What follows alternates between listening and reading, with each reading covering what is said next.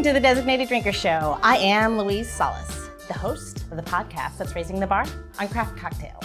And with me, as always, my friend, my partner in crime, the very spirited and very talented, quite lovely, Mixtress DC Gina. She's buttering me up. I obviously want something. Clearly, that was way too much of an intro. Yeah, I said you were a little spirited, Feisty? Yeah, a little bit. But speaking of spirits, today we're not just talking about the kind that you pour into a glass, Gina.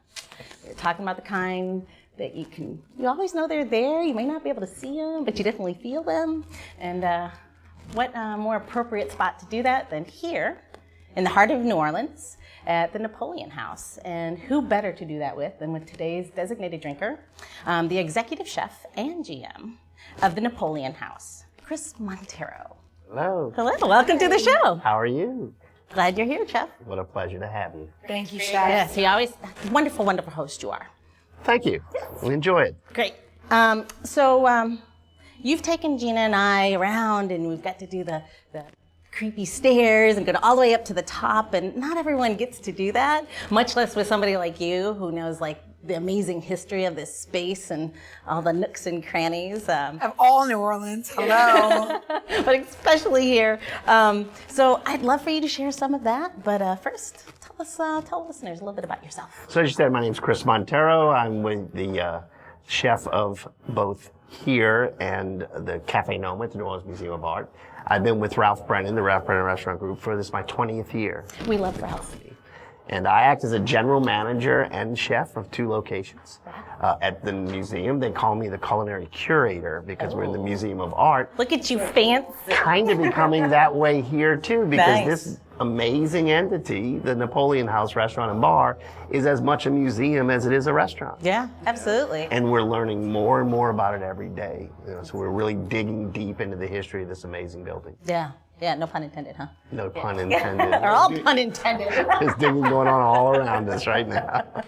So tell us a little bit about, there's so many myths about this place. Wait. What? So we need to give like a little bit of energy to this whole story, right? Do it. So we're gonna start off our show a little bit different today, and we're gonna actually do something with a little bit of cayenne, orange, turmeric, carrot. Just have a little sipper. It's non-alcoholic, delicious. Nice, let's If do you're it. feeling that you Lovely. need it to be alcoholic, you could always add, a little bit of gin or something else. But this came from a little place here where they mixed it up for me, and so I'm bringing it to you. And it is legitimately just those things: orange, cayenne, a little bit of carrot, and it's an energizer. And it is said to feed your soul. Oh. So we are going to bring that whole thing to fruition as we hear this story. And of course, nothing's more cleansing than sage. We'll sage our little beverage here for a sipper. What did you say was in the juice again? So it is orange, carrot, cayenne, lemon. Oh, So it's a little bit spicy, and it's kind of delicious. Sage But is we're really- gonna wake up our spirit. Oh, this And is now we're lovely. gonna get into it. Now we're gonna totally do it. I'm feeling more soulful already. That's amazing. that's I like the amazing. cayenne and the finish. That's beautiful. Yeah, a little heat in it at that back. And the sage in the nose. That's great. I love it. Good stuff, Gina. Where did you learn that? Google. Best juice bar in New Orleans. Found it. Went there. Big hearts to those people. They're amazing. So what if somebody couldn't come all the way to New Orleans? Going to New Orleans, you're going down to the Raw. It's called Raw, and it is. It's actually amazing. It's just. But what if you're not here? Oh, if you're not here, you go to your local juice bar. Talk about what you want. Like, they're really great. Like, every city has a juice bar now. We don't. If you're in the United States, I don't know. Yes, most cities have a juice bar by now. So you go down there and you can just try their specials, and it's amazing. The juicers are just the same thing as bartenders, except in a natural light. So you don't need to have the alcohol if you don't want it. So let me ask you, do you feel it totally appropriate? Like maybe this is somebody's first time going to a juice bar, or they only go in and they order exactly what's on the menu. Do you think it's totally appropriate to ask for like adding some combination? Like say they were like, oh, I definitely would like to get a juice. Yes, I think you should experiment. I think you should try something if you've never been and it's your first time and like there's a kelp drink on the menu. I don't think you should be mixing your own kelp. Yeah. But do I think that you can make a combination of orange and grapefruit? I'm pretty sure you got that. So you start, regular, and then you get real weird, and like that's when you start drinking. You get real weird, real weird. Saline tonic, and you're like, I'm feeling very from the sea today. Clearly, because you're drinking the Ursula Special. So there you go. All right, go ahead. Now I'm ready. We're all ready. Where were we? So we're gonna start. About me. Yes. My favorite subject. No. So I'm in my 20th year with the Ralph Brennan Group, but I started my culinary career here in the French Quarter at a restaurant called Louis XVI. That was in 1979. I was just out of college. I worked for a French chef, Daniel Bonneau. I did that for several years, but then I departed from the restaurant scene and I became an owner-operator of bars and nightclubs for the next, on and off for the next 15 to 20 years. Big music clubs here in the city, so got a little bit of this background. I've shaken a few shakers over the years. But at the tender age of 40, I decided it was time for me to return to my calling. So I approached Ralph Brennan, and he offered me a job at his original restaurant down the street called Baco, and I was there for 15 years or 14 years. And this is my 5th entity now with the Ralph Brennan Group. So. Wow. I've done a little bit of everything. Don't let the dust settle. Kind of letting the dust settle, but far and away, this is the most interesting and intriguing venue I've ever worked in because it's eclectic. Every day there's something new. We might be doing a podcast in one of the old apartments here in the building. We do lots of themed events. What we've really brought to the Napoleon House, it's got a 100-year history as a bar and restaurant with the Sicilian Italian family. We're famous for muffaladas and Pimm's cups downstairs. Absolutely. Really funky bar vibe, and you've got to see it. It's popular in films and so on. But up here on the second floor, a really elegant environment. And that's really kind of our wheelhouse. All my background with the Brennan Group has been fine dining and banquets and parties, and we've really ramped that up. So we're doing a lot of restoration to the building, as you might have noticed. Yeah. We have just a little bit. In the summertime is when we get things done. We try to. It's the slowest time of year. And so we're restoring these rooms, and the banquet business has gone through the roof, and we're doing beautiful we do space. Fun stuff up here all the time. A lot of wedding-related I events. bet. So that's become our real specialty in the last 3 years since we've been here. It's really stunning. Rehearsal space. dinners, et cetera, et cetera. Tell us about the room that we're in. The room that we're in is sort of a transition from, a little bit of history about the building, right? The first thing that even many New Orleanians don't realize is that the Napoleon House is a National Historic Landmark, right? One of very few. There are only 9 in the French Quarter of New Orleans. And they're the big players, right? The St. Louis Cathedral and the Cabildo and the Presbytery and the Napoleon House. And that's because a national landmark status means that it's significant in the history of the United States. So this building was built by a prominent gentleman, a family in the turn of that century, in the late 1700s and early 1800s, the Girard family, the wealthiest family in New Orleans. The middle son, Nicholas Girard, wanted to add to their business location, which is right behind you on the other side of this wall. That was built in 1797. Wow. And it was their offices for this ship import-export company. That makes sense. And when one of the brothers passed away, Nicholas said, I want to live here on the business property. So he built out literally from the other side of that wall forward, and this was all finished in 1812. So this is the original apartment to this wealthy gentleman. Also, coincidentally, he happened to be the first elected mayor to the city of New Orleans. Oh. So he was elected mayor to the city of New Orleans, the first free election they ever held in the city, in 1812, the same year he finished this apartment. And if you know anything about our history, shortly thereafter, we had the Battle of New Orleans. So this is the sitting mayor of the city in New Orleans when this big, momentous event took place, the last battle of the War of 1812. And that's why we're considered a very historically relevant space here in New Orleans. Yeah. But what about old Napoleon, right? Yeah. So everyone speculated. As you go through this building, you see in its time, this was cutting edge architecture, and the amenities to what he was dead in this building were really over the top for this day, for 1812. And people began speculating several years into this project that the reason that our friend Nicholas Girard was appointing so many amenities to this building was because he was no doubt going to offer this as residence to Napoleon Bonaparte. Ah. Bingo. Ding, ding, ding, ding.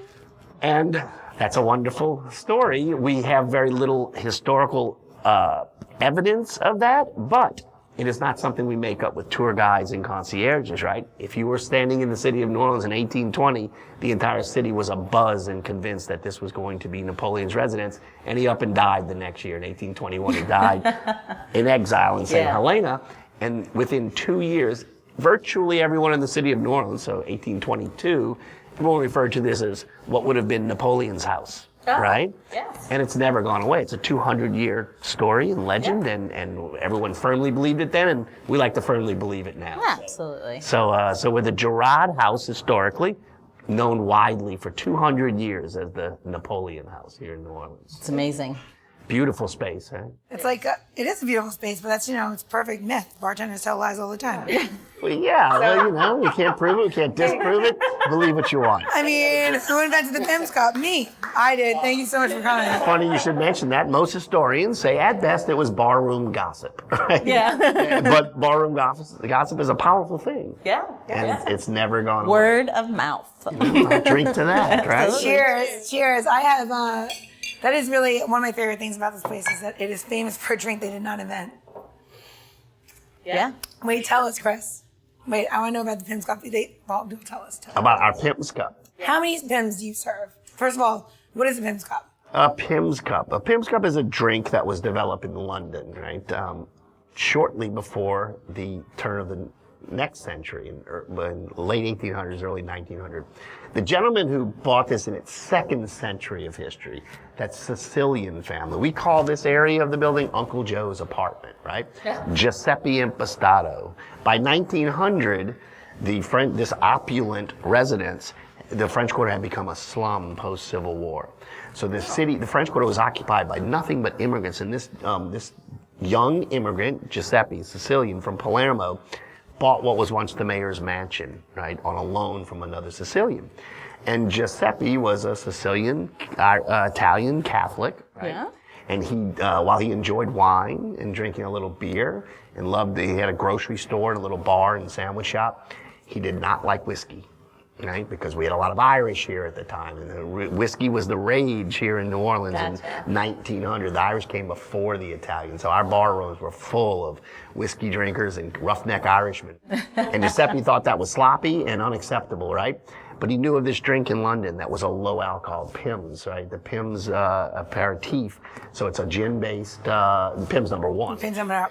Yep. Aperitif, I believe. And he knew this drink that was light and refreshing, and the summers here are kind of oppressive. And, sort of. Even the winters can be oppressive here, and a mild winter. And so he introduced this Pimm's Cup to New Orleans, right? So New Orleans we like to think that New Orleans is not, that Pimm's Cup is not necessarily a New Orleans classic cocktail. It's a Napoleon House classic cocktail, because for many years this was the only place you came in New Orleans to get a Pimm's Cup. Yeah. When Giuseppe introduced it, and he just introduced it because he didn't like hard liquor, so he put this drink on the menu, and it's grown to where we are the second largest outlet for Pimm's, the product Pimm's Cup, in the world. Wow. Next to the bar in London that introduced it. And at any moment, the distillery at Pimm's tell me we're about to surpass that volume. Isn't that crazy? So we is crazy. We sell thousands and thousands of Pimm's Cups a week, and when we're busy, when there's something in the city, there's a line for Pimm's Cups all day long. So we're very proud of that. We do variations of it, but we stick to the old classic. What we sell here is a classic Pimm's Cup that is over 100 years old, the recipe, and we do it the old-fashioned way.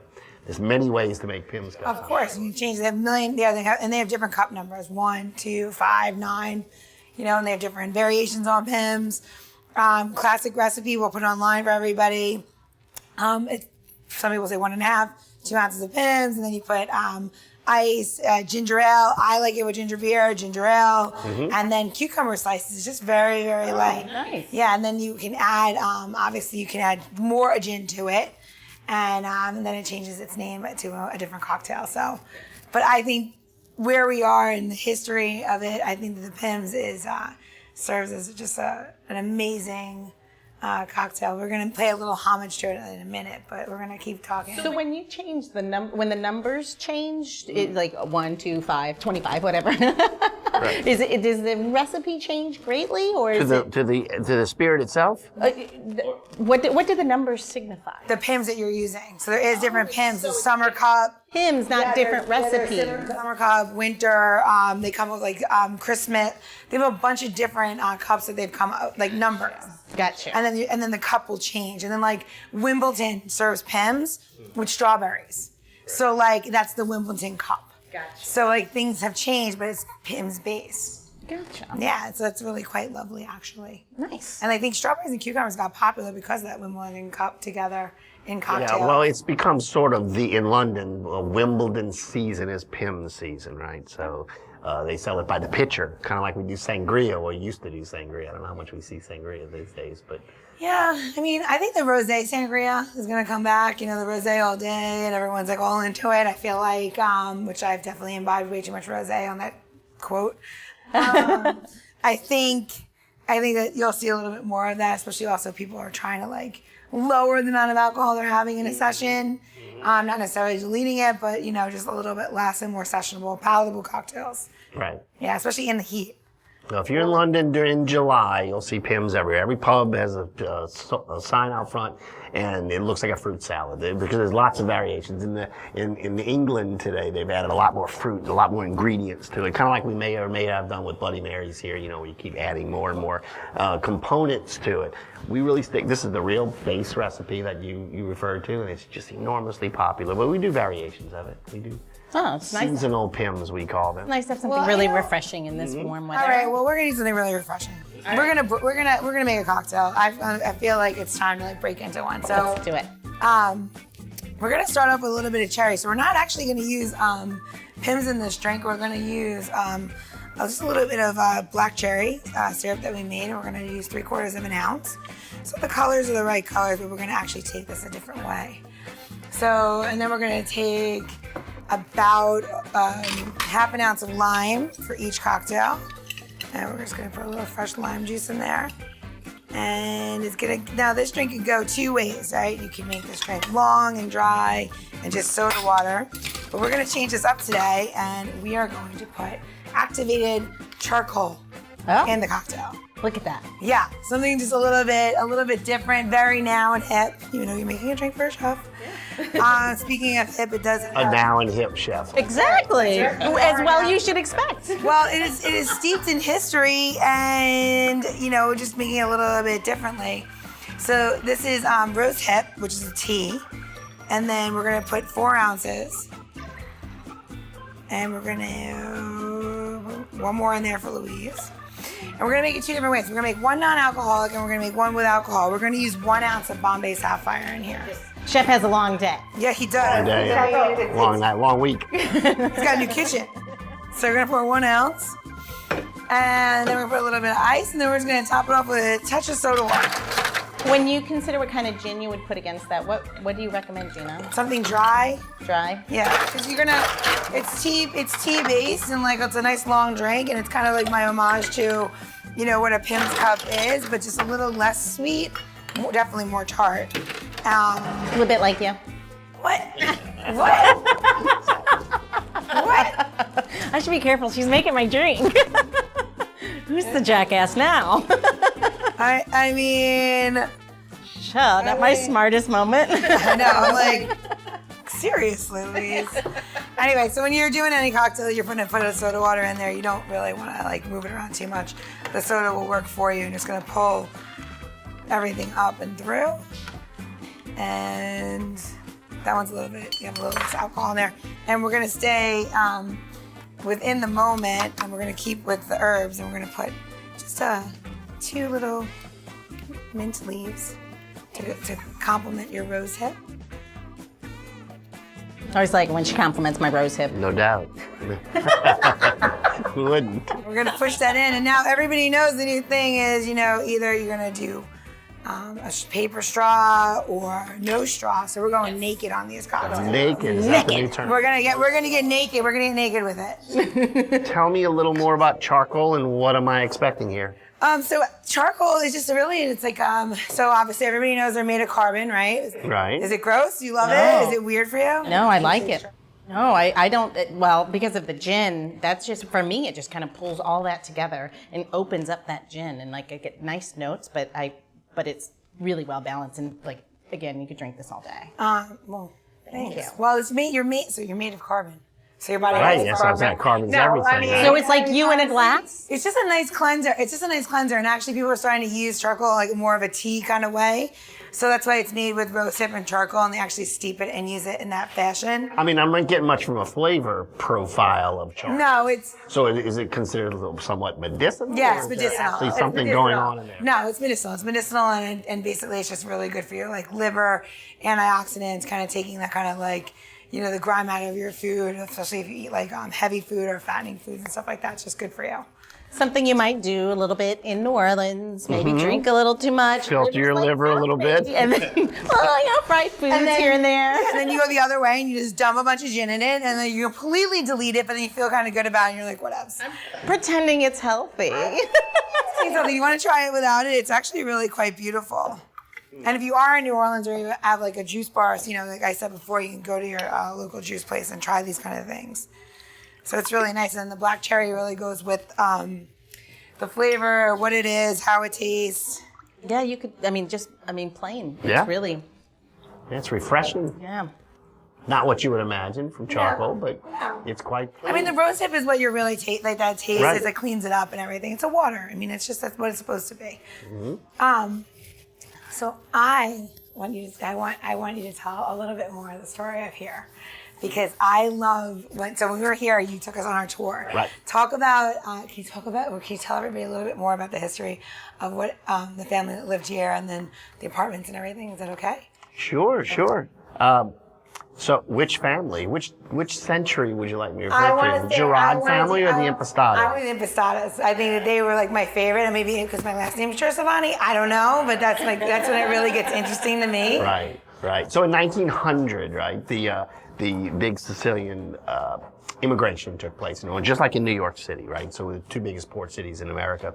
And this family came here in 1901, the Impastato family. If you're from New Orleans, you run into an Impastato. There many restaurants are involved with that name. Every family has a Vinny, a Giuseppe, a Joe, a Vinny, and a Sal for some reason. What do you call it? What kind of name is that, Gina? Ginzo name. We're Ginzos. Yeah. I can say that. It's okay. Yeah, that's why I pitched that one to her. But all of those families that we know here in New Orleans are descendants of this original family that came here in 1901. And the oldest son, Giuseppe, we call him Uncle Joe again, saved up that money. He bought this building, right? And his dream was to open a Italian grocery store, but that quickly became a bar concept. The grocery shelves went away, and we started selling more and more spirits, right? Which led to Prohibition. And when they started selling more and more spirits, right? That's kind of one of his legacies. That's part of that Sicilian heritage. And we really got traction as a popular bar during and shortly after Prohibition, right? How did you get in during Prohibition? Where was the actual bar then? Well, I've heard different versions. So the bar originally, if you're downstairs, we have a main entrance, and the first thing you see when you walk in the main entrance is our bar. It's beautiful, classic. It's got all this great pictures on the wall. But that wasn't where the origin was. That was originally the foyer or the grocery, and you would go into the main entrance in a little interior room to your left, what we call the Emperor's Room, now the E Room, was where the original bar was. And we still have the back bar against the wall where we do seated dinners. And so that was sort of an interior alcove. Now there is a separate entrance to that. But a lot of that sort of history, the early years of the bar, and especially during the Prohibition era, has kind of been lost. I mean, I've asked a lot of questions to the family, and I've gotten 4 or 5 different versions as to what spirits they made here and so on. But maybe for good reason. One thing, maybe for good reason. At one point in time. One thing can be said for sure, its popularity as a bar took off in that period of time, right, in the 30s, and by the 1940s, that's what we were an established bar. By World War II, the Napoleon House had become a really prominent locals, working class, not by no means a tourist destination, right? That was yet to come. This was a hard drinking Italian and Irish hangout where they'd serve really hearty food, and lots of alcohol. A sandwich. And a sandwich, A right? sandwich. The muffalata, a sandwich, a staple. Muffalata that we make here, and we feel it's one of the, it's one of those signature New Orleans dishes. Now, if you're in Sicily, in Palermo, and you ask for a muffalata, they give you a loaf of bread, right? It's this big, round loaf of bread with sesame seeds. But if you come to New Orleans and you ask for a muffalata, then you get, it's loaded with cheeses and different salumis, different types of cured meats. And most importantly, the thing that's consistent is this amazing olive salad and really good olive oil, right? So it's a big, thick loaf of bread, hearty enough for a longshoreman to make a meal out of, but it's enormous, right? Almost the size of a basketball around. And It's like bigger than your face. and it can be shared with 3 and 4 people. So we've been doing that. Depends on how hungry you are, right? I've seen people eat the whole thing. It's kind of disgusting and awesome at the same time. You're like, where did you put it? And you're like, you look at them and you're like, you're so small. All right. And then then you have a food baby and you die a little bit. And we're renowned because somewhere along the way, Uncle Joe wanted to be a little different than his cousins that were also selling muffalatas, the folks at Central Grocery. We began selling them. I did not know that. Yeah, there was relations. Actually, the relationship comes from the baker, right? The gentleman who baked the bread. That's where there was common family commonality between the cousin of Uncle Joe who ran the Union Bakery, which made all the bread for both Central Grocery and the other entities. Is that gone or still here? It's gone. It finally went out of business at Hurricane Katrina. It was one of those, sadly, one of those businesses here in the city that was never able to return. But all of our established houses make muffalata buns now, Leidenheimer and different entities. But we don't do that. One of the first things I did was went back to doing artisan components to the original recipes here, and because they're very sound, and we started baking the muffalata bread to the old recipe, the Union Bakery recipe. So we make it all at our commissary and we ship it in every day fresh, and then we heat the muffalata, right? We run it through originally it was done in a deck oven, those giant, huge cast iron ovens like you see in some old pizza houses with a little door on it. They had those here, and they would toast it in a deck oven, So this bread would get real crispy and crunchy on the outside, but soft and airy on the interior, full of olive oil. And now we do it in a little more of a modern conveyor oven, but it's the same effect. And we're really proud of that. It's uniquely different than some of the other places that sell a cold deli-style sandwich. And we're very well known for that. And that's an ongoing debate here in New Orleans, whether should a muffalata be hot or cold. And you've got these two different ongoing, kind of like our gumbos, what it should and shouldn't have in it. So it's a lot of fun, and we're really proud of the way we do it. Yeah, it should be. Yeah, I was gonna say. they sell a ton of them, and it's amazing. Yes. I had no idea about the Central Grocery thing. Now that makes total sense. Mm-hmm.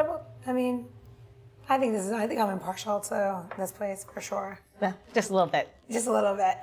So my favorite other thing I'm gonna say, and then I know we're probably I don't know. You can cut me off whenever. But can you just talk about the pergola a little bit? Like why the pergola? The cupola. Cupola. Right. So one of the great fortunes that we've had since we've been here, because we quickly realized we weren't able to. We didn't have the resources. We have our own maintenance department, our own engineers, and so on. But they work on, because we have 9 restaurants, and they work on all the restaurants and air conditioning. But when we started working on this historic building with some really one-of-a-kind, rare architecture and so on, it's kind of out of our league. So we brought in a gentleman by the name of Robbie Cangelosi, right? He's an historic architect. He does all the work he works with the Historic New Orleans Collection and advises us how to restore these buildings. And we've had a lot of debates and trying to clean up the family verbal histories. Yeah. But then he can look at the actual physical aspects of the building and explain it. And one of the things that we're not sure of is why did Nicholas Girard put a cupola on the roof, right? It's actually above the slave quarters, which are on the 4th floor. So we have 3 stories of apartments here. And on the 4th floor is an attic. It was referred to as the attic, but it was really the original slave quarters. And above that is a cupola, a dome, if you will. Now, they don't know that one theory is that because they were in the import-export business and the wharf, the river is right outside the cupola. You're looking down on the Mississippi River port, and at the time was just thriving. That's where his business came from. So maybe it was something for him to observe his trade from afar. From and it's really not that far. It's 2 blocks. You're looking right down on the port at that time. But other people have speculated because of some because of some documentation that you can read in the collection, that it was the envy of a lot of the other wealthy folks in New Orleans at the time. There was a lot of money this is when New Orleans really started to generate a lot of revenue, right? So some fortunes were made about this time. And a lot of people just speculate that he was showing off. Yeah. Right? Yeah. That he had to have a cupola on the top of his highest residence in the French Quarter, which was only exceeded by the St. Louis Cathedral right down the street Wow. that you can see from the cupola. And if you'll notice, the Cabildo, City Hall, had an Italian cupola on the roof. Now remember, this is well before there were any Italian population here in the city. This was during the Creole. So to put this Italian cupola on the roof, but we don't know for sure because it's never mentioned in any of Gerard's writings as to why he needed to put this, but it's an awesome space, right? Yeah. It is awesome. I love it up there. It's so beautiful. Arguably one of the most amazing views of the French Quarter and the river from the French Quarter of New Orleans. I mean, I hope that it's somewhere in what's going to happen to this building, like that's like part of your like renaissance of this building, because that. Well, I just finished the first restoration of it, and that was just to make sure it was sound architecturally. So we finished that last week, as a matter of fact. So it's much more structurally sound, but how to use it. I mean, right now I take special guests up there, and you know, sometimes at night candle lit and. I don't know if I can do that. I don't know. You can do it. But we don't really use it. We don't rent it or use it for any kind of events. Although we're going to figure that out. We're going to figure out as we get to the third and fourth floor. I've asked to live here several times, so there are still residents that live here still, or no? We have one resident that we adopted when we took over 3 years ago. Nancy, she's been here for 11 years. She lives on the third floor. While we're not interested in going into the apartment rental business, Nancy is as a real benefit to have here. She's sort of our custodian and guard 24 hours a day. So they're wonderful. And it's a decades-long project before we get to the third floor, the attic. But it's all viable space. You know, it's a tremendous amount of square We'll call it rustic in its current state. Rustic in its current state. That's correct. But you know, I like to say authentic. It is. Right? I'm just going to say, if you're standing there alone, you are not alone. Yeah, You may think you are. If there ever were a building with the adage, if these walls could talk, right? Because it's been through every era of New Orleans history, starting after those early fires in the French Quarter, and saw, you know, the Civil War and that whole period of the end of the slave era and into all these other immigrations as the population changed. This city's seen it all. And, you know, the home of the mayor, of an aristocrat here originally, and then of a poor family that 20 families lived in this building at one time. So I love that. Well, we live together. We make meatballs. We break bread. We make meatballs. You make a muffalata. So that's why you got it now. 200 years, 2 families. And now the Brennan, so we're the third. Yeah. But 200 years, that's pretty rare. Yeah, very. Very. 2 centuries. Do you think Ralph will move in here one day? You know, who knows? He'll just walk the halls like Uncle Joe? He very well may. He very well may. That's funny. That's funny. It is such a beautiful space. We keep saying it, but the truth is, like, in every turn, there's always something else to appreciate. Yeah, you got to come here. Like, I mean, I feel like if you come to New Orleans, this is definitely a place, and like, you'll always see Chris as like being here, and like he's an amazing chef, and you come eat his food, But it's like being family. It really does. I will say that coming here, you embrace us like family. So thank you. It makes it for a really wonderful time. It is our pleasure. You know, our goal is to expose this amazing building, this iconic hidden treasure, because if you're a local or a visitor, hardly anyone gets to the city without being exposed to the Napoleon House. But very few people have really gone through the building and even aware of the second floor in our banquet opera. So our goal in the long term is to expose as many people to this amazing building as we can and bring more and more interesting and fun events just like these to the Napoleon House. Well, we'll always come back as long as you have us. Careful what you ask for, Chris. No problem. we may never leave. We never leave. If you have missed anything that Gina has shared while she's making this cocktail, or these cocktails actually, just head on over to designateddrinker.show. That's designateddrinker.show. And you'll find all the recipes, tips, and how-tos. Are you going to stay upstairs in the apartment? I would take residence here. Are you kidding me? I have 2 brats to bring, but you know, I mean, I love my kids. All right, Gina. I think Chris should call it today. What do you think? Last call? Last call. It's our last call. Yeah. Can we stay? Sure. So we don't have to go home. You don't have to go home. Actually, I think we should go downstairs, get a muffalata and maybe some Pimms. Yep. Break time. Absolutely. I'm in. All right. Thanks, Chris. Cheers. Cheers. Thank you. Thank you, dear. I have a little cheers here My for you pleasure. as well. Some more charcoal.